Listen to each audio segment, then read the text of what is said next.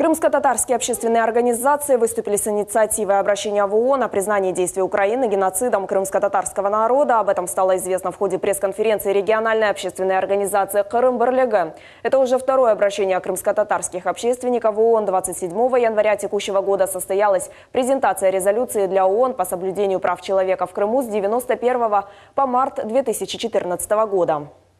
В резолюции общественников были приведены исследования соблюдений прав крымских татар еще с советских времен. Все они легли в основу второго обращения в ООН. Председатель региональной общественной организации «Крым-Барлеге» Сейтумер Немитулаев рассказал, что каждый крымский татарин не раз сталкивался с беззаконием в украинский период. За 23 года со стороны Украины не был решен ни один вопрос, касающийся обустройства народа. Сегодня они не над крымскими татарами, они издеваются сегодня над всеми жителями Украины. Сегодня идет самая настоящая война, кровопролитная. Должны услышать во всем мире, что творит Украина сегодня над крымскими татарами, что было и как оно все это было. Теперь мы все помним, сколько здесь митингов было, каким тяжелейшим путем наши крымские татары восстанавливали свои права. А в России в это время реабилитация всем высланным людям была.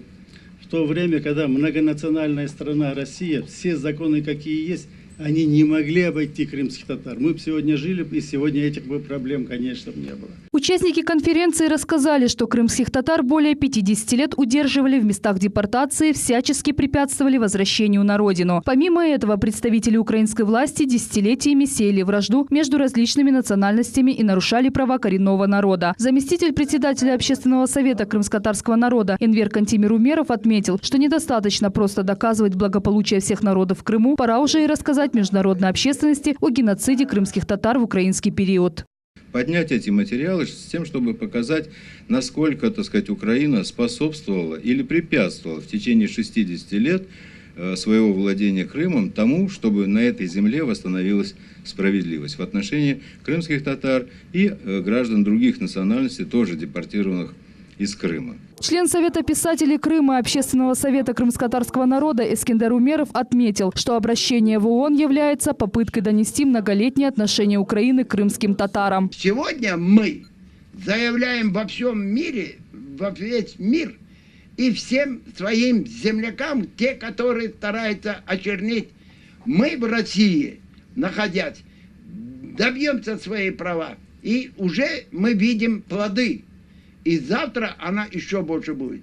Никто нас не поссорит ни с русскими, ни украинцами, ни евреями, ни татарами. Мы были, есть и будем в единой семье. Помимо представителей СМИ на конференции присутствовали ветераны крымско-татарского национального движения, общественники и представители муфтията. Заместитель муфтия мусульман Крыма Айдар Исмаилов рассказал, что во времена Украины на полуострове создавались и беспрепятственно действовали экстремистские ячейки, что свидетельствует о наличии лояльности к ним со стороны государства.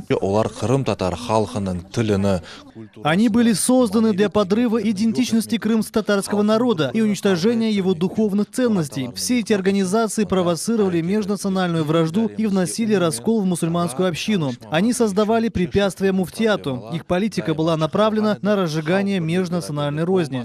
Авторами обращения в ООН являются крымские правозащитники, общественники, юристы, политологи, которые хорошо знают украинский период Крыма и изучали все события, происходившие на Украине, в том числе после 2014 года. Общественники считают, что ООН услышит их обращение. Айша Шулакова, Аким Бекиров, телеканал «Миллет».